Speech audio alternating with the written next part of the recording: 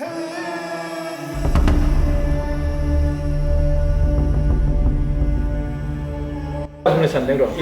31 March to the माने 31 March बोसोरफ्रोमबो फालिगोन ना नैबे बेयाव किजान 50 लाख था 60 लाख था 1000 crore थाखाजोंबाबो नैबे समखौ बायनो हानाय नङा आरो हाया 1000 crore बेसेबां लाख crore बाय सोरबा आदानियाबो बिनि मुंखौ बायनो हानाय नङा बायनो हाया औ बे रोखोम 100% जिरो नैबा कटन कलेजाव जेला फरायो अदालगुरियाव सोरखौबा 19 मानगोनां जोंनि रायजो राजाफोर आं दायो थांगासिनो दं थुलुंगाफुरियावहाय जा फंबाय सासे दं आं बेखौ लाफाबाय दायो भिडिअ खेबनो थाखाय मानो होनबा कम्फर्टेबल जानायनि थाखाय दा थुलुंगाफुरियाव थांगोन माखासे आङो दिनैनि जे बड'फानि जि बार्थ एनिभार्सारि जोनोम सान बेखौ फालिनाय नुथायखौ आरो लोगोसे दाथ' फालिखांबायानो खिन्थु माखासे जे सिनारि बेखौ देखायगोन आरो लोगोसे नि दिन लोब्बा लाखिनानै जे फुरा आसाम नाङैनो स्टुडेन्ट डे हिसाबै बड'फानि जोनोम सानखौ लानानै फालिदों बेखौबो थुलुंगाफुरियाव फालिनाय जादों बेखौबो आं दिन्थिगोन आरो लोगोसे जा बड'फानि न'आव दिनै एसे भिजिट खालामबोगोन बारा गोलाव जाया सर्ट आं भिडिअखौ बानायनो नाजागोन जोबजासिम नायलां आरो लोगोसे नोंथांनि न'खरनि सोद्रोमानो बे भिडिअखौ शेयार खालामना हो गोबां इम्परटेन्ट आं बाथ्रा रायज्लायगोन बेवहाय आरो जों दायो थुलुंगाफुरि सफैबाय केमेराखौ ओरै देखायना होदो लामाथिंजाय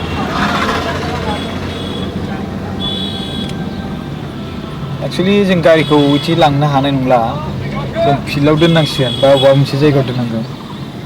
नङाबाथाय मा जागोन ट्राफिक जाम जाहैनो हागौ नङा होमबा स' बेनिखायनो नैबे जराव दोनसै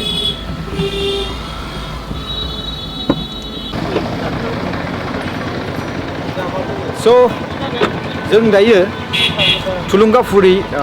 दतमायाव जों सफैबाय जों दायो थांगोन बेवहाय प्रग्राम जानायावहाय जों माखासे एक्सप्लर खालामनो हागोन स' जों थांसै दायो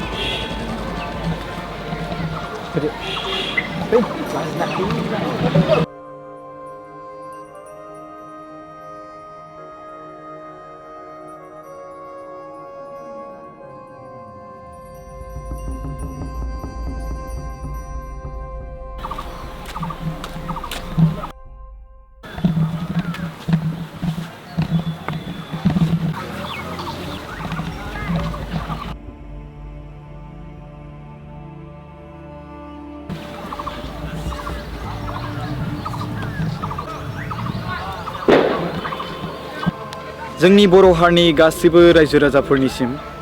नोंथांमोनहा जोंनि बर' हारिनि सुबुंफोरा जों बड'फानि जि जोनोम सान बेखौ फरायसा सान हिसाबै जों सिगांनिफ्रायनो फालिबोगासिनो दं नाथाय दानि इउपिपिएल सरकारनि दैदेनगिरिफोरनि नाजानायाव मानव गेदेर प्रमद बर' सरकारनि नाजानायावहाय आरो मानव गेदेर दिपेन बर' सारमोननि नाजानाय आबसुनि दैदेनगिरिफोरनि दानि नाजानायावहाय बड'फानि जि मान बड'फानि जि सन्मान बड'फानि जि मुं बेखौ गोजौ थाखोसिम लांनो थाखाय नाजानायाव साक्सेस एसेब्लाबो मोनबाय दिनै बड'फानि मुंखौ गोजौ लेभेलाव लांनाय लोगो लोगो जोंनि बर' हारिनि जाथिनि सिनायथिया गोजौसिम थांबाय बा बर' हारिनि स्टेटासा गोजौसिम थांबाय दिनै बे बाथ्राखौ बुंनांगोन जाय सुबुंफ्रा जोंनि बर' हारि सुबुंफोरखौ नासयोमोन गोदो समावहाय बावगारबाय नामा बै समाव नासयोमोन बै समाव जोंनि बर' हारि सुबुंफोरखौ अमा जाग्रा मा जाग्रा हेनटेन होननानै जोंखौ नासयोमोन नाथाय नोंथांमोना दिनै नुनो मोन्दों दि प्रमद बर' सारमोननि नाजानायाव एबसुनि दैदेनगिरिफोर नाजानायाव इउपिपिएल सरकारनि दैदेनगिरिफोरनि नाजानायावहाय दिनै बड'फानि मुंखौ फुरा आसाम नाङैनो आसाम स्टुडेन्ट डे हिसाबै बेखौ फालिनाय जाबाय आरो फालिबाय जय बर' हारिनि जय बर' हारिनि स' बयबो रायजो राजाफोरखौ दिनैनि बे फैलाय फंबाय ओरै मोनसे बाथ्रा बुंनो सानदां दिनै फुरा आसाम नाङैनो जोंथ' गोदोनिफ्रायनो बड'फानि जोनोम सानावहाय फरायसा सान हिसाबै फालिबोगासिनो दं नाथाय फुरा आसाम नाङैनो दिनै बड'फानि जि जोनोम सान उपेन्द्रनाथ ब्रह्म जे सारनि जोनोम सान बे जोनोम सानखौ लोब्बा लाखिनानै बोसोरफ्रोमनिफ्रायबो एबारनिफ्राय बोसोरफ्रोमबो 31 मार्चखौ स्टुडेन्ट डे हिसाबै फालिनाय जासिगोन बेखौ मिथिनो मोना माबायदि मोनदों गोसोआ मोजां मोनदों ना बे जि खामानि मावदों बे स्टुडेन्ट डे हिसाबै जि फालिनाय जासिगोन बेखौ दिनै इउपिपिएलनि सरकार दैदेनगिरि प्रमद बर' सार आबसुनि दैदेनगिरि जा दिपेन बर' सारमोन बिथांमोननि नाजानायाव दिनै बे खामानिया साक्सेस जाबाय अब्ला बेखौ लानानै खायसे सुबुंफ्रा बड'फानि मुंखौ मानो जौगाहोआसै बे मोनसे सोंथि जागोन जाया नङा होमबा सोंथि जायोना दिनै जों जुदि बड'फानि मुंखौ गोजौ थाखोसिम लाङोब्ला अब्ला बर' हारिनि स्टेटासआबो जौगायो बे नंगौना नङा नंगौना नङा दिनै सोरखौ जोङो बड'फा होनना बुंबावगोन जुदि उपेन्द्रनाथ ब्रह्म बिथांखौ जुदि जोङो बड'फा बुङाब्ला सोरखौ बुंबावगोन दे बुंलाय सोरनिबा नाम दंबावो ना अब्ला सोरबा सासेथ' जोंनि बर' हारिनि गेजेराव बड'फानि थानांगोन नङा होमबा बर' हारिनि बिफा हिसाबै सोरखौबाथ' जों फालिनांगोन बा पालन खालामनांगोन अब्ला बिनि गेजेराव जुदि जोङो उपेन्द्रनाथ ब्रह्म बिथांखौ बा सारखौ जों जुदि बड'फा होननानै जुदि टाइटेल होयोब्ला बेयाव माबा मोनसे गोरोन्थि जायो नामा जाया आरो बिथांनि जि हिस्टरि बिथाङा बेसेबां माने टेलेन्टेड पार्सनमोन बिथाङा बेसेबां गोरिब न'खरनिफ्राय फैनानै एसेबां गोजौ हायेर गोजौ जाय दिनै बुंनो थाङोब्ला जेसेबांखिनि टेलेन्ट सुबुंफोर कटन कलेजनिफ्राय गुवाहाटी इउनिभार्सिटिनिफ्राय जानाय कटन कलेजनिफ्रायथ' डक्टर हिमन्त बिश्व शर्मा बिथाङाबो फरायदों दा बिनिफ्राय बिथाङा बिएससि लादों गुवाहाटी इउनिभार्सिटि एमएससि लादों बिथाङा फैयै फैनानै आरोबाव बिथाङा क'क्राझार कलेजावहाय मा खालामबावबाय बिथाङा बिए पास जाबावबाय हा बिथाङा नेहरू होननाय मोनसे इनस्टिटिउटआव बिथाङा सासे मा होनो ग्रेजुवेट लेभेल साइन्सनि सासे टिचारबो जाबावबाय आरो बिनि गेजेराव बिथाङा बर' हारिनि मुभमेन्टबो एसेबां गोरों आरो टेलेन्टेड पार्सन सुबुंखौ दिनै थांनाय 17 बोसोर सरकार खुंगिरि हाग्रामा महिलारि मानो नेग्लेक्ट खालामखो बे मोनसे सोंथि जाना फैदों बिनि सायावनो आं दिनै भिडिअ खालामदों ओमफ्राय नोंसोरखौ आं लोगो मोनबाय दा बेनिखायनो आं नोंसोरखौथ' दा यं जेनेरेसन जोंफोरबायदियानो समाननि नङा होमबा हा नोंसोर मा सानो दे बुंलाय जे दिनै 2 बोसोरनि गेजेरावनो प्रमद बर' साराथ' आबसुनि दैदेनगिरिमोन नङा होमबा हा स' बे हिसाबै आबसुनि दैदेनगिरि हिसाबै बिथाङा जि खामानि मावनांगौ मावबोबाय दिनै बिटिसि जि सरकार जानानै बा बिटिसि सरकार थानानै दिनै बर' हारिनि जि सिनायथि बेखौ दंस' खालामलांबाय थाबाय बड'फानि नामखौ एसेबो जौगाहोनो सानासै हारिनि स्टेटासखौ एसेबो जौगाहोनो सानासै नङा होमबा बिनि थाखायनो दिनै सरकारावथ' सोरबा सासे नङा सासे ओंखारबोनांगोन ना बिथाङा बिटिसि सरकार खुंनाय लोगो लोगोनो मानव गेदेर बड'फानि जि नामा बेसेबां गोजौ थाखोसिम थांखो बिथांनि मुङा गोजौ थाखो थांनाय मिन्स जोंनि बर' हारिनि जौगानाय स्टेटासा जौगानाय दिनै सोरबा जरहाटआवनो था जोंनि जरहाटआवथ' बर' बारा गैयाना होमबा बे जायगायाव सोरबा उन्दै गथ'फ्रा बुंगोन स्टुडेन्ट दे सोरनि सायाव फालियो बुंगोन ना सोरनि सायाव फालियो होनना बुंगोन होनबा फोरोंगिरिफ्रा बड'फानि सायाव बड'फाया सोर आरो सोंसिनलाय फरायसाया बिसिनि गुबुन जाथिनिया बड'फाया सासे बर' हारिनि लिडारमोन बड'फाया सासे बर' मुभमेन्टनि सासे लिडारमोन बर' हारिनि सुबुंफ्रा बिथांखौ बड'फा बुङो बिथांनि आबुं मुङानो जाबाय उपेन्द्रनाथ ब्रह्म बिथाङा हारिनि थाखाय गोबां खस्थ' सैनांदों आरो हारिनि थाखाय गोबां मुभमेन्ट खालामदों हारिनि जौगानायनि सायाव बिथाङा गोबां बिहोमा दं आरो बे हिसाबै नायनानै आसाम सरकारा बिथांखौ बोसोरफ्रोमबो 31 मार्चखौ जोनोम सान हिसाबै आरो बेखौ फालिनायजों लोगोसे स्टुडेन्ट दे फरायसा सान हिसाबै फालिदों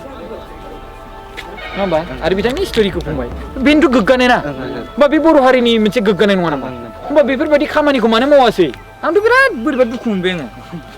दिनै आंनि गोसोआ बिराद गोजोननाय मोनदों जय बर' हारिनि जय बर' हारिनि जय बड'फानि जय बड'फानि बर' राव गेवलांथों एबसु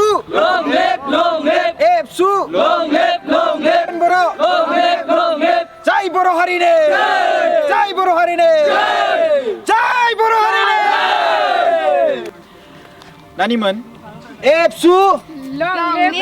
live बड'फा long live जय बर' हारिनि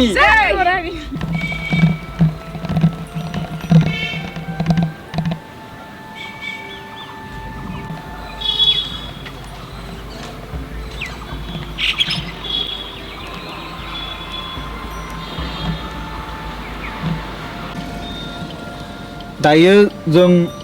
थुलुंगाफुरिनिफ्राय फैबाय आरो लोगोसे नै फरायसा सान बेयाव बेनार लागायदों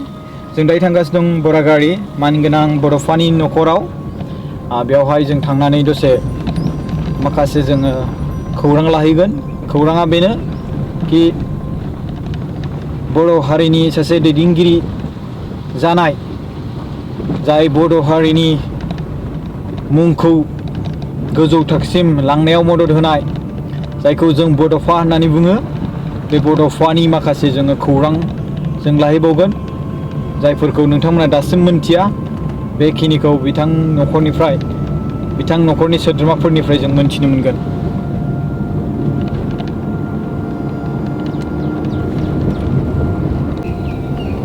जों दायो बड'फानि न'खौ मोनबायानो ओइ देखायहर बड'फानि न'आ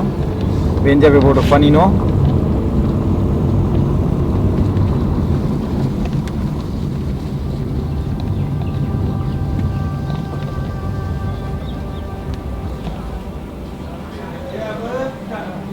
मोजां ना खबरा? गय जानो फैदों आं लोगोजों। गुज्रे फैदों।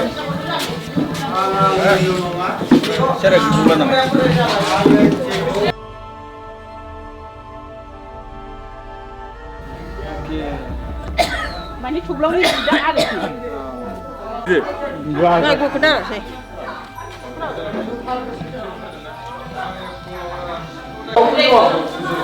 Lakh urus zoom bicara. Isi apa lah? Kalau turun suruh bisa. Isi lah. Isi di Bodo, apa be? Kau. Ini kau. Sao giờ khen qua đi không? Đúng không?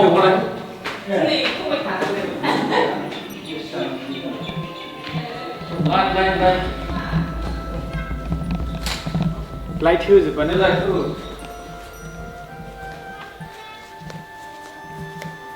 So जों फाइनली थुलुंगाफुरिनिफ्राय जा मानाव गेदेर बड'फानि न'खराव सफैबाय बेवहाय जोंहा बड'फानि सोमोन्दो थानाय जोंहा सुबुंफोरजों आदैमोनजों ओमफ्राय जों रायज्लायनो नागिरदों बिथांमोनजों बे बड'फानि सोमोन्दै नोंथांमोना मा सानो बड'फानि जि मुं बे मुंखौ लानानै दिनै बर' हारिनि दा दुलाराय बर' फरायसा आफाद दैदेनगिरि बिथांमोनहा बोसोरफ्रोमबो 31 मार्चआवहाय फरायसा सान हिसाबै फालिदों नङा होमबा फरायसा सान हिसाबै फालिदों दिनैनिफ्राय नङा सिगांनिफ्रायनो फालिबोगासिनो दं माने गभर्नमेन्ट अर्डार दिनैनिफ्राय फार्स्ट नङा गभर्नमेन्ट माबा बै समावथ' फालिबोदों बर' हारिया फालिबाय थादों एबारनिफ्राय गभर्नमेन्ट पावार आरोखि गभर्नमेन्ट पावार नङा फुरा आसाम नाङैनो 31 मार्चखौ स्टुडेन्ट डे हिसाबै बड'फानि मुङाव फालिसे नङा होमबा दा नोंथांमोना बिनि बेलायाव मा सानो थांनाय 17 बोसोराव जे सरकार खुंदोंमोन हाग्रामा महिला सारमोनहा बड'फानि जि मुंखौ बिथांमोनहा जे आबसुआ जे फरायसा सान हिसाबै फालिबोबाय थादोंमोन नाथाय बेखौ जे आसाम नाङैनो जे फालिबाय दिनैनिफ्राय बेखौ हाग्रामा महिला सारमोनहा मानो नाजायासै नाजायैनि खारना मा जानो हागौ नोंथांनिबा बेखौथ' आं बेक्ति हिसाबै बै समनि खोथाखौ जों बुंनो हाया माने गभर्नमेन्टआ सोलायबाय थायो पार्ट बाय पार्ट गभर्नमेन्ट जाय गभर्नमेन्ट फैयो बे रोखोम फैबाय दा दिनै प्रमद बर' दाङ'रियाया बेखौ जे गभर्नमेन्टजों सावरायनानै लाबोनो हानाया जोंनि थाखाय बिराद गौरब माने देरहासार होननानै आं सानो आरोखि आंनि बेक्तियाव मानो होनबा बै समावथ' जेबो खोथा गैयामोन जों एबसुनि हिसाबै बेखौ फालियोमोन जों फरायसा सान हिसाबै खिन्थु दिनै अल आसाम फरायसा सान हिसाबै लाबोनायाव जोंनि थाखाय माने प्रमद बर' दाङ'रियानि सायाव नाजानायनि सायाव बे देरगाथाव मोनसे बिराद गिदिर जांख्रि थाङो आरोखि आं दिनै बिनि थाखायनो थुलुंगाफुरियावबो थांदों माखासे क्लिप्स लानो दिनै आं नोंसिनाव हाबलांसै होननानै गरागारियावहाय बड'फानि न' आंथ' बे सेकेन्ड टाइम ना थार्ड टाइमानो जाबाय दा आं बेवहाय फैबाय आरो आं बै समावहाय नोंसोरजों लोगो मोनाखैमोन बै समाव थुब्लाव होननाय दंमोन दा बियो मानगोनां बिस्वजित दैमारि सार आसाम एसेम्ब्लिनि दायो स्पिकार बिथांनि अन्नायाव बिथाङा साख्रि मोनबाय होनना बुंदों जों मानगोनां बिश्वजित दैमारि सारखौ गोसो गोरबोनिफ्राय गोजोननाय जासिहरो दायो हालोदा माबायदि न'खरनि हालोदा माबायदि बेफोरनि सोमोन्दै एसे रायज्लायनि जेनेबा बड'फानि जे सिमां बे सिमां जेब्ला जांख्रिथाय खालामदोंमोन नङा होमबा जे मुभमेन्ट खालामदोंमोन बै समावहाय आदैया माबायदिमोन बै समावथ' आङो 9, 10 जेला आदैया जेला जांख्रिथाय खालामदों आं क्लास 6, 7 ल' क्लास 6, 7 मोन ना बैसोर मिथिगोन बै बेयावबो नोंहा बेबो मिथिगौ आंबो मिथिगौ हिसाबै बिसोर बांसिन मिथियो आरो जेब्ला बे जांख्रि थांनायाव ओंखारो बेयो जोंनि बैसोआ होनबा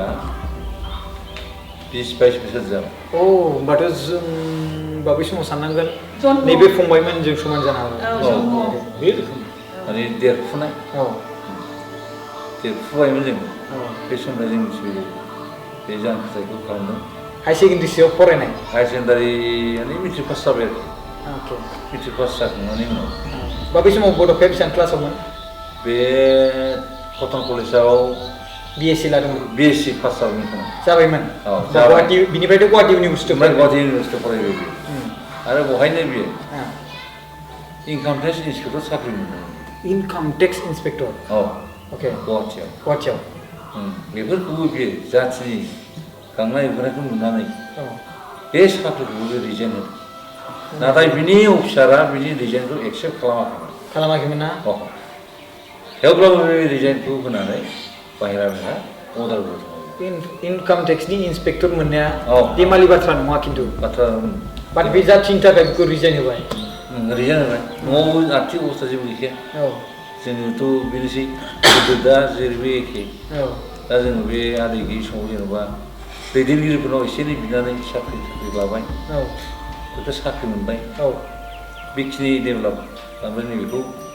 बे न'खौ जोंहा प्रमिला बायदि बेखौ आं मिथिदों थांनाय समाव आं जेब्ला फैदोंमोन आं फैनायावहाय बे भिडिअ बानायनायावहाय आं बेखौ खोनाखादों होमबा बे समाव जागायहांबायमोन बे न'आ जागायजोब्बायनो आं गोजौआव गाखोलायनानै भिडिअ बानायलायदों बे समावहाय फैदोंमोन आङो फैदोंमोन स' आङो प्रमिला रानि मेडामखौ गोसो गोरबोजों गोजोननाय थायो बिथांमोना जे बेखिनि खामानिखौ मावनो हाबाय बिथांमोना आरो खोब बिनि सिगाङावनो हाबावसोमोन 17 बोसोर सरकार खुंनाय हिसाबै बिसोरो जोंहा डिमान्ड गैया जेखि सरकार फैया जोंनाव जोंनि आर्थिकनि थाखाय जों डिमान्ड गैया खालामहोफेराखै जों आंनो बुंनांगौ होननानै खुनु दैदेनगिरिनाव जों बियाखै उइलिंलि प्रमिला लुना फैदों उइलिंलि ट्रेक्टर हरदों साख्रिखौ खिन्थु बिना लादों माने कयेकजन आरोखि साख्रि थांना थानाय सानै साथाम खिन्थु सम्पति जिनिसखौ जों बियाखै आरो दा हौवाय गंसे जों न' जिरायनो दङ बेखौ इउजि दालुना फैदों इउजि सारा जिल्ला रायजो सभानि एमपि जायोमोन बे समाव गावनि फान्डजों बियो दानि जि आसामनि केबिनेट मिनिस्टार जानानै दं बिथांनिसिमबो गोसो गोरबोजों गोजोननाय थाबाय नङा होमबा दा आंनि गोसो मा होनो रायज्लायनो लुबैबावदों बड'फाया इनकाम टेक्स माने इन्सपेक्टरनिफ्राय रिजाइन खालामबाय बिनि उनावहाय बेयो मा खालामखो मुभमेन्ट खालामबाय मुभमेन्ट बड'लेण्डनि थाखाय आरो नेहरू होननाय मोनसे इनस्टिटिउटआवबो साख्रि माबा फोरोंगिरि बेयो मावदोंना बै नेहरू भकेसनेल ना मा होनो गसाइसिना खनेकेश्वर नार्जारिनि हाइ स्कुल बेवहाय BSc टिचारमोन बे BSc टिचाराव बे BSc बेवहायबो साख्रि बेवहाय इनकाम टेक्सआव साख्रि ओजों जे बै प्राइभेट स्कुला गसाइसिनाया बे गभर्नमेन्ट जादोंना जाया मिथिया बिनि सार्टिफिकेटखौ लानानै श' खालामना होदों बे समाव BSc नांगौ हाइ स्कुलाव मास्टार बे बिनि सार्टिफिकेटखौ होनानै दोनबाय ओमफ्राय बेहाय प्रभिन्सियेलाइज जाबाय साख्रिया बर्ड साइड जाबाय आरो बेयो ओमफ्राय बेयो मोनसे स्टिं केस गोलैबाय डाबल पे बेनि केसै आं एसे मिथिगौ माने बै गसाइसिना नागारनांसिगौ मास्टारनि साख्रि हिसाबै आं एसे मिथिगौ मास्टार जादों जाबायथ' मिथिया जानानै बे गसाइसिना हाइ स्कुलनि केसै आं एसे मिथिगौ मिथिनाया ओरैबायदि माने बे जेला इनकाम टेक्स अफिसार जाहैयो होमबा बे टटेल माने गसाइसिनानि मास्टार नंला होननानै बेखौ साख्रिखौ रिजिगनेसन होखाबाय आरो तखन बे खनेकेश्वर नार्जारि होननाय सासे माने बिनि हेड मास्टारमोन आरो बे मा खालामदों बेनि रिजेनेसन होनायखौ बे एक्सेप्ट खालामा हसिया बेखौ साख्रि मावनाय कन्टिनिउ देखायनानै बेहाय इनकाम टेक्स अफिसावबो मोनसे केस जादों अके बे केसा माबायदि जादोंमोन गभर्नमेन्ट लेभेलाव माने गभर्नमेन्ट लेभेलाव केस आइएस गैया होनबा स्कुल इन्सपेक्टर बे स्कुल डाबल साख्रि जाखो भेरिफिकेसन फैदों उपेन ब्रह्मआ मारै डाबल साख्रि इन्सपेक्टरबो जाबाय गसाइसिनानै मास्टारबो जाबाय गथिंबो इनकुवारि खालामनांगौ होननानै ददिराम बर' ना माबा डाइरेक्टर दङ जोंहा इडुकेसनाव गुवाहाटियाव बे इनभेस्टिगेसन खालामफैनानै स्टिं केसाव गोग्लैनानै आंखौ रिजाइन होबाय रिजेनेटरानो बेक जाबाय रिजाइन स्कुलखौ बिनि केसनि उनाव दसे उनाव बेयो इनकाम टेक्स इन्सपेक्टरबो होबावबाय आरोबाव माथो गैलायना औ जेबो गैया आं रायजोनि मावथिनो ओंखारबायबो ओमफ्राय आरो बिनि गेजेराव आरो बिएबो फरायदोंमोन ना औ बिएबो माबायाव क'क्राझार एमएससि पास खालामखांनायनि उनावसो बिए फरायदों क'क्राझार कलेजाव ओके आर्ट्सनि एमए खालामनो आर्ट्सनि बिए पास खालामदों आरोखि बेयो एमएसिम थाङाखिसै बे आर्ट्सनि एमएआव थाङाखिसै बे आर्ट्सनि बिए पास खालामदों आरोखि एमएसि बिए लिरो जायनि थाखाय बेखौ बिनि डिग्रिया एलएलबिआबो आद्रा थादों उन्दै समनि नुथाय जेनेबा उन्दै समाव जे नुदोंमोन सोरबा बेखौ जेनेबा बेबायदि बेखौथ' खालि बे बड'फानि बाजै होनना बुंनाय बेल'सो उन्दै समनिखौथ' जों मिथिजोबगौ जेनुइन माने जोंबो फ्राय समान आधा बारा 10-12 बोसोर डिफारेन्ट अके माने दा जोंनावबो गियानाव फैगासिनो दं बे जिनिसा अके माने बेथ' दतमा स्कुलाव क्लास 9 सिम फरायदों अके बेनिफ्राय क्लास 9 सिम फरायनानै राजनितिक एसे हाबबाय नालाय राजनितिक हाबनायनि बे होनबाय मा आं राजनितिकआव हाबथ'वा जानो आं सप्तायासिमाव थांसै होननानै क्लास 9आवनो सप्तायासिमाव थांदों अके ओमफ्राय जोंनाथ' बे समाव रांखान्थि बिराद आंखाल बै समाव दाना नों मा खालामखो मा उफाय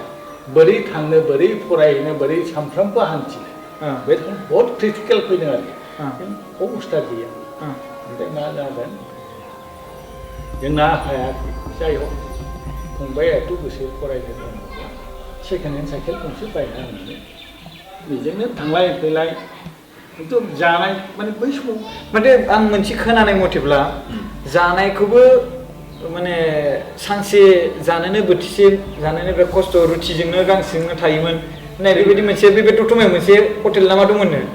बे हटेलनि खोथा आलादा जानो हागौ जों मिथिया बे रोखोमखौ थारमाने जों मिथिनायाव हयथ' साइकेलानो फुङाव ओंखारलांबाय बे सप्ता समाव फरायहैनो थांबाय फैबाय फैनानै ओंखाम एसे दुगैयै लोबै ओंखाम एसे जानानै उन्दुबाय खस्थ' साइकेल सालायनाय सप्ताया समाव थांलाय फैलाय समाव बेनिफ्राय मोनसे बेना आदोद आं जोंसो मिथिगौ देलाय खोन्थालाय ओरैबायदि बे सप्ताया समनिफ्राय फैनानै दुगैयै लोबै ओंखाम एसे मोनजाबाय जाजों जगार खालामनाय आंनि बिफाया आंथ' नङा बै समाव आंनि बिफाया जा एसे जगार खालामनानै जानानै दौ उन्दुनानै लेखा फरायनो बिखायाव लेखाखौ बेखेवनो लायो ओरै बिखायावनो ओरै बेखेवनो लायो गाव माबे सेप्टारखौ फरायो बे रोखोम लानानै उन्दुयो ओमफ्राय सिरिबानो ओरै लायो बे रोखोम मेहनत खालामदों मानसिया बहुत मेहनत खालामनायनि थाखायनो दिनै बिथाङा बे फलखौ बे फिथाइखौ मोनदों आरो बिथांनि जि खस्थ' खालामनायनि फिथाइखौ नोंसोर दा बेखौ एसेबाबो न'खरा मोननो थांदों आरो बिथांनि जि खस्थ' खालामनायनि फिथाइखौ दिनै फुरा बर' नाङैनो मोनदों नङा होमबा बिनिखायनो बिथांखौ आं गोसो गोरबोजों खुलुमो आरो आं बेखौ बुंगोन बिथांनि सोरगोआ माने मा होनो जिउआ आत्माया सोरगोआवहाय आलो गोजोनै थाहैनो मोन्थों नैबे बाथ्राखौ आंबो एसे रायज्लायबावनो लुबैदों एसे जास्ट माबायाव थांबाय आरोना बियो बिथांनियाव गोसोथोनायफोर दङ नामा मोजां मोननाय बे रोखोम 100% कटन कलेजाव जेब्ला फरायो अदालगुरियाव सोरखौबा बे 19 बे दा नङा बे केसा दा नङा बे 100% बे रोखोम जेबो गैयामोन बेनाव जेला कटनाव फरायनानैबो बहुत फरायनायनि उनाव जेला इनकाम टेक्स अफिसाव हाबनायनि उनावसो दरं उदालगुरिनि ना बबेनिबा सासे सिख्लाजों माखासे खोथा लाब नङा खिन्थु बे माने सानैजों अनलायनायनि गेजेराव बहुद खोथा जादोंमोन आरो आंथिबो सोलायलायनाय जादों माने आंथि सोलायनायनि उनाव ओमफ्राय उनाव मा सोलायलायनाय माने आंथि माने आंथि रिं मेरिज आच्छा आंगुठी रिं मेरिजबो जादों रिं मेरिज जाथाराखै रिं मेरिज जायाखै जानाय बादियानो बे आंनि बिफाया थांनानै नायदों आरो नायदों माने रिं मेरिज सोआखै आरो खिन्थु नायदों आरो सोनायबो जादों सोदोंबो सोनायखौ मिथिगौ आं रिं मेरिजबो जादों अके ओमफ्राय टटेल उनाव बेहाथ' साख्रि गैया अके एबसुनिसो जाहैदों आरो बे समावनो बोरै बै माने जाय हिनजाव जायजों जानो गोनां हाबा माने रिं मेरिज जाखांनायनि उनावबो बे दिनाय खालामनानै बेखौ आलासि महरै लेंहरनानै बिनि रिंखौ थुनानै बिनि बेगाव सोनानै हरफिननानै बिनिफ्राय दिसखौ खिन्थु बड'फानि रिंखौ सोनानै हरफिनदों गावनि आखाइनिफ्राय बिदि आरो नानै सोनानै हरफिननानै बेगाव उनाव बेथ' थाल लायाखै जेबो थाल लायाखै आंहा जागोन हाबा बिजों नर्मालमोन आरो बे केसा दा उनाव बे हिनजावा सोना हरफिनबाय बेखौ मिथिया जोंनाव आंनाव न'आव फैनानै बे खोथाखौ हाब ओरैखम रिंखौ सोना हरफिनबाय माथो गैला खिन्थु बेयावबो टेनसन गैया बेहा जेबो गैया दा दिनै नङा सोरजोंबा जागोन गाबोन बे रोखोम लादों आरोखि नर्माल मानसिना बे टेनसन गैया बेहा बेखौ मोनैनिबो बे रोखोमबोमोन आरोखि बे मानसिया आरो जोंथ' गामि खुनु खाथि खालायावथ' बे रोखोम खेला नङा माखासे सोरबाफोर प्रभाब जादोंबा बे आलादा खोथा जोंनि न'खरनिफ्राय जों मिथिया बेखौ गाव जेबो खोन्थादों खिन्थु बै केसा नंगौमोन गोबां दैदेनगिरिफोरनि मोजां मोननायनि बेलायाव लाभ स्ट'रियावहाय बेबायदि दङ जेरै मानाव गेदेर मा होनो महात्मा गान्धीनिखौनो होन मानाव गेदेर दा खुलुमबाय एसे भिडिअ माबादों आरो मानाव गेदेर जोंहा प्राइम मिनिस्टार दानि नरेन्द्र मदि सारनिसो होनना बुं बिथांनियाबोथ' बैबाय हाबा जानायमोन खिन्थु उनावहाय गैया जाहैफिनदों स' दैदेनगिरि गोबां बर' हारिनि गेजेरावल' नङा बा गुबुन जाथिनियावल' नङा गासिनियावबो नङा होमबा जाय सुबुङा दैदेनगिरि जादों जाय सुबुङा बड'फा बायदि जादों जाय सुबुङा महात्मा गान्धी बायदि जादों बा दिनै नरेन्द्र मदि बायदि जादों बिथांमोननि जिउआवहाय माने एसे डिफारेन्स मोजां मोननायनि लाभ स्ट'रियानो गोसथोनायनि मोजां मोननायनि लाभ स्ट'रियानो बिसिना बेलेगथार माने ओरैबायदि माने जोंनाथ' बेथ' नर्माल केस जोंनिखौ जों जेबो होना बे जानोबो हागौ बास्तबआव जोंहा जोंनि न'खरनिफ्राय आदैया बे रोखोम केसावबो सौहैयाखै माने बे फ्रेंकलिमोन आरोखि अके जास्ट ना अके जों गोबां बाथ्रा सावरायबाय रायज्लायबाय इभेन जोङो बड'फानि जि लाभ स्ट'रि बेखौबो मोनथिनो लुबैनानै जोङो बेखौ सोंबाय न'खरनि दारैसो मोनथियो नालाय दाथ' गुबुनफ्राथ' आंबो बुंनो हागौ दा नोंसोर न'खरनि हिसाबै नोंसोर मोनथिगौ दिनै बे गोसथोनाय नङाबाबो मोनसे नायनाय हिसाबै खालामदोंमोन नायहैदोंमोन आरो बिनि गेजेराव आस्थामखौ गुथायफिनदों समाजजोंनो थांनायमोन बे जिनिसा समाजजोंनो आरो बेफोरो आन्दोनि नङा बेफोरो समाजनि जों न'खरनि दारै अपेननि थांनानै न'आव खिथाबाय न'नि मानसिया थांबाय गामिनि मानसिफ्रा जेब्ला हाबा जानायनि सम जाबाय नालाय होमबासो नेगेटिभ जायो नालाय बेबायदि जादों माने दिनाय जादों आरो बे हिनजावनि थरफ बोरै जाखो बेखौ जों बारा मिथिला जोंनिफ्राय जेबो गैया जानांगौ समाव जाबाय दा बे मानसिया जुदि दङब्ला होमबा खम बियो दा बड'फानि हिनजाव जानो मोनगौमोन जालायथारगौमोन ना खम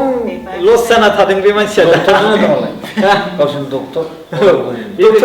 डक्टरा देरसिन जाखो ना बड'फाया देरसिन जाखो दिनै बेथ' सानथामजोंथ' बड'फा देरसिन बे हिनजावानो मेरिज जानानै दतमानि डक्टरनि हिनजाव जानानै बावनो थाफैगौ डिभिसन बर' होननाय आच्छा दिनै बिराद बाथ्रा रायज्लायबाय बिनि गेजेराव दानि गेजेराव बड'फानि न'खरनिफ्राय सरकारनिसिम बा रायजो राजाफोरनिसिम माखासे खोथा बुंनो दं नामा दिनै बिएम सोदोब चेनेलनि फेमिलि मेम्बार्सफ्रा नायगासिनो दङ जोंहाथ' जों न'खर हिसाबै मा बुङो माने जोंथ' नङा जोंनि आदैयासोमोन माने बेखौ दा जोंनि दुलाराय बर' बा आसामानो जेखौ फालिदों जों बिनि थाखाय बिराद गौरब देरहानाय देरहासारनाय बादि मानिदों आरोखि जों अके माने रावबो दा नुजाफैथों नेताफ्रा औ थेवबो जों जे दिनै बे जिनिसखौ एफा गोजौआव लांनो हाबाय आदैनि माबाखौ मुंखौ बा बड'फा बड'फा ब्रह्मनि नामखौ औ बेनि थाखाय जोंनि थाखाय देरगाथाव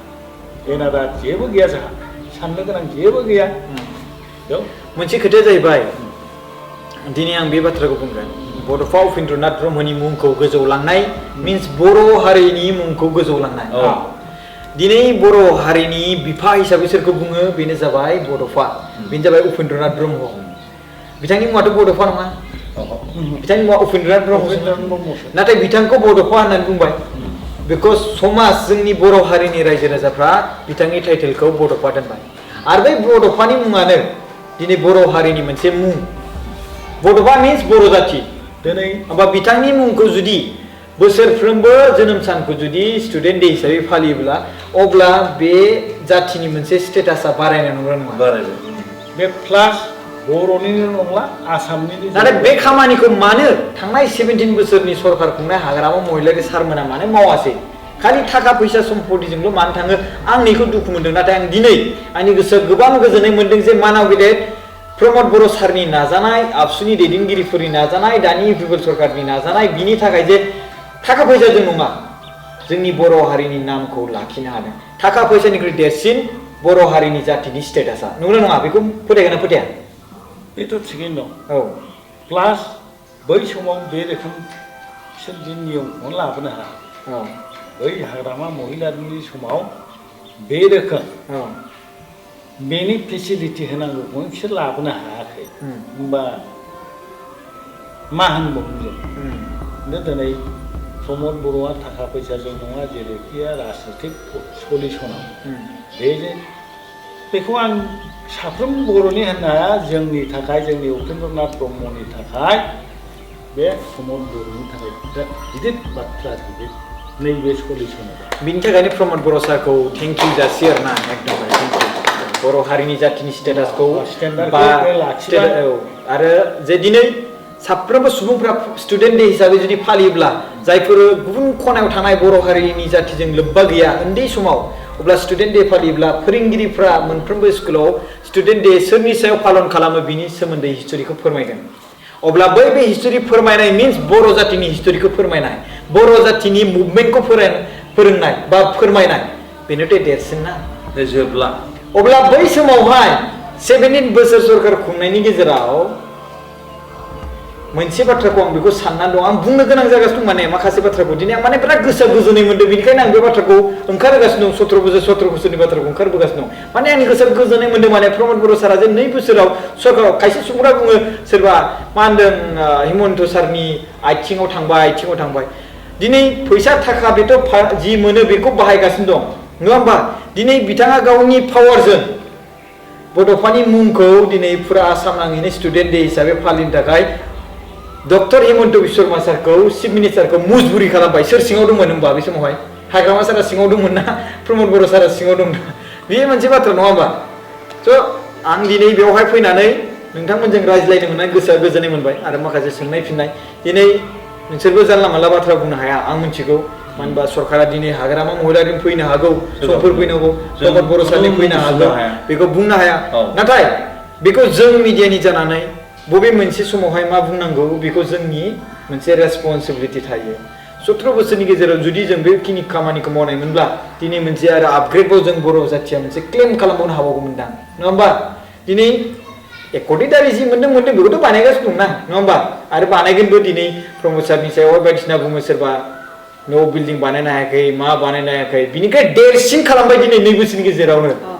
बेनिफ्राय देरसिन नङा दिनै बिल्डिं बानायदों मास 2-3 गेजेराव बांग्रि मावब्ला गेब्रेजोबनो हागौ दिनै बे स्टुडेन्ट डे हिसाबै बड'फानि मुंखौ जे बोसोरफ्रोमबो फालिबाय थागोन बेथ' जोबा थारमाने बायफ्लेयै जायगायावबो जुदि लांदां स्कुल बानायबाबो बे जुदि स्कुलबा बेयावबो सावरायजागोन बोसोरफ्रोमबो बिनिफ्राय देरसिन आरो मा नांबावगौ जोंनि बर' हारिनिफ्राय आरो जों आरो नाजाबावगोन बिनिफ्राय देरसिन आरो मोनबावगोन जोंथ' राजनितिक हारि नङा जोङो माने सिम्पोल हिसाबै थांनानै थाग्रा मानसि जनसाधारन मानसि उपेन्द्रनाथ ब्रह्मनि बियाद हिसाबैबो जों सिम्पोल थांनानै थाग्रा जनसाधारन मानसि जों गभर्नमेन्टआ जायजों थाङा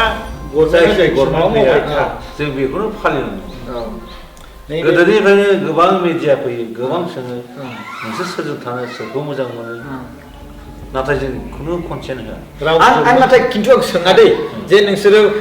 मा होनो इउपिपिएलखौ मोजां मोनो ना हाग्रामा महिलारिनि बिपिएफखौ मोजां मोनो आं बेखौ सोंनो फैयाखै आरो आं सोङाबो आं जे रायज्लायनायखौ वान साइड नुदों नामा नुवाखैना नुदों नामा आं सैथोखौसो बुंदों नङा होमबा मानो 17 बोसोरनि गेजेराव बड'फानि नैबे दा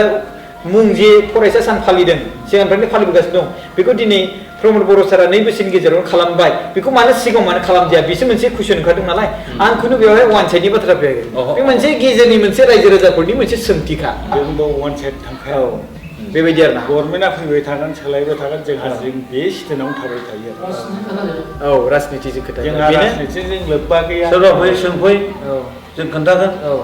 खिन्थु नंगौबो बुंगोन जोंनि जेरै नङा होमबा जेरै बे जों जाय जायगायाव दा जिरायनानै जों दा सावरायगासिनो दं बेखौ जोंहा प्रमिला रानि मेदामा होदों नङा होमबा जेरै गोबां सार्टआवहाय दिनै माबाया इउजि ब्रह्म सारा गाव एमपि जानाय समावहाय बै न'खौ होनानै होदोंमोन नङा होमबा दिनै प्रमद बर' सारा 2 बोसोरल' जादों सरकार खुंनाया नङा होमबा बिनि गेजेरावनो बिथाङा बड'फानि मुंखौ ओरैबायदि खालामबाय बे न'निख्रुइबो देरसिन दिनै बे बिल्डिंआ गाबोन समनि बांग्रि मावोबा बायफ्लेजोबनो हागौ नाथाय बे जे बिथाङा जे खामानि मावदों फरायसा सान स्टुडेन्ट डे हिसाबै जे मुं मोनसे जौगाहोबाय नङा होमबा आं बुंगोन बेखौ आरोना अके आं मोनसे बाथ्रा बुंनो सानदों र' जास्ट 31 मार्च जे माने 31 मार्च जे बोसोरफ्रोमबो फालिगोन ना नैबे बेयाव किजान 50 लाखआनो थां 60 लाखआनो थां 1000 crore थाखाजोंबाबो नैबे समखौ बायनो हानाय नङा आरो हाया 1000 crore बेसेबां लाख crore बाय सोरबा आदानियाबो बिनि मुंखौ बायनो हानाय नङा बायनो हाया दिनै मा होनदों फिसा जाय बाथ्राखौ मिथिया बड'फानि सायावहाय दा फिसा बाथ्रा जे बड'फानि न'खराव जाथाय जानाय बे बाथ्राखौ जाय हिस्ट्रिखौ बे रिटेन जे लिरनाय बिजाबाव लिरनाय जायाखै दिनै हमना ला जों बड'फानि लाभ स्ट'रिनि सोमोन्दै मिथिबाय बड'फानि लाभ स्ट'रिया बहा जादोंमोन मंगल दरंआव जादोंमोन नैबे जिनिसखौ मिथियाखैमोन कलेजाव इउनिभारसिटियाव ज' फरायलायो सोरबा सासे लिडारनि सायावहाय लाभ स्ट'रिखौ रायज्लायनाया बे गोरोन्थि नङा दै मिथिबाय गोरोन्थि नङा बियो बे मोजांसो आरो बे गोरोन्थिनि लामायावनो थांखायाखै बे गोरोन्थि नङा आरोना स' बे मोनसे मा होनो बेयो मोनसे मोनथिनो गोनां मोनसे बियो हिस्टरि सोदोब बे बिएम सोदोब चेनेलनि भिउवार्स फेमिलि मेम्बार्समोन नोंथांमोनखौ बे भिडिअआवहाय दसे सम होनानै नायनायनि थाखाय गोसो गोथारै नोंथांमोनखौ खुलुमहरबाय बड'फानि न'खराव फैनानै